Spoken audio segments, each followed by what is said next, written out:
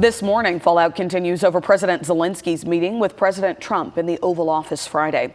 Ukraine's president meeting with European leaders in London over the weekend. ABC's Nicole D'Antonio is in Washington with details. This morning, world leaders standing behind Ukraine and promising to do more to help the nation.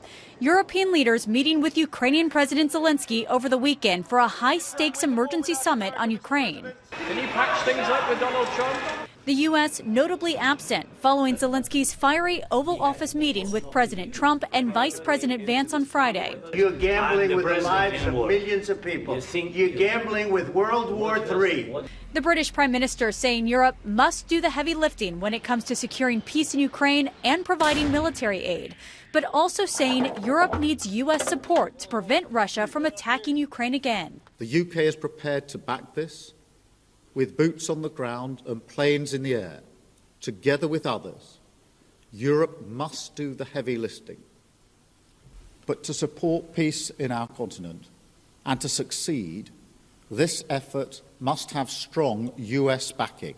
It was all smiles and handshakes when Zelensky met with King Charles. However, in Washington, reaction was mixed, mostly along party lines. Well, something has to change.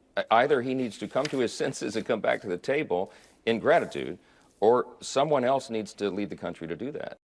The back half of that meeting ended up just being the Kremlin literally driving the message of the White House. It is a sad day in America when we are getting closer and closer to Russia, a brutal dictatorship, and we are getting further and further away from democratic allies.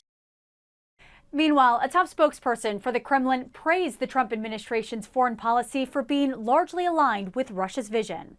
Nicole D'Antonio, ABC News, Washington.